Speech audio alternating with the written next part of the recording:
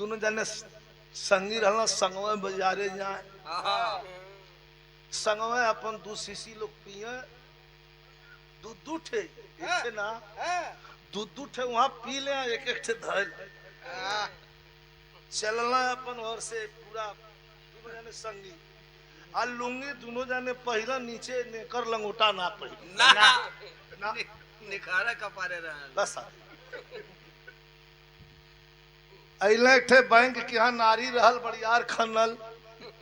कोई नारी में एक जाने गिर गई ना सरजू सरजू गिर गईला सरजू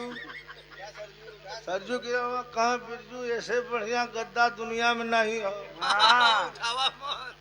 कल तब तुहार सेवा नारी में गिरल हो आ मुंह के बगल गिरल हो उठौला खड़ा कैल कल यहाँ खड़ा रहा काचा तक कहा हम पकौड़ी तनी गरम पकौड़ी खींचा कल तू यही जरा आवत है अब गई ना पकौड़ी लिया तले उठूं के फिर एक बार गिरल या गिरल तो जो लुंगिया रहल तनु कपारे पे आ गई अबे मैं सुतल हूँ कल कौन ओढ़ौलस रे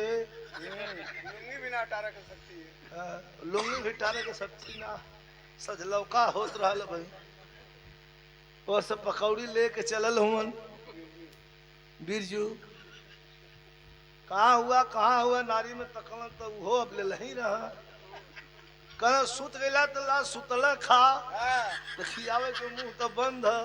वो पीछा में पकौड़ी धरावे लगना ला खाला तोरा पुरान संगे हुआ खाला आ देह तनी हिलल डोलल तोले अब सरजू का हवा खुल गई तोले एक लात मारत हो बिरजू करना खुद पकौड़ी ठंडा तोले फूका लगला सर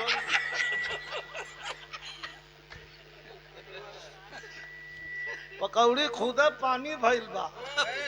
में फूकत का हुआ खा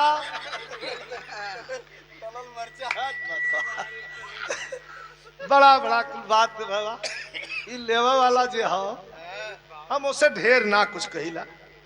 वो हमारे कहले कोनो फायदा नहीं और सूरज जे ले था वो लेबे करी मानी ना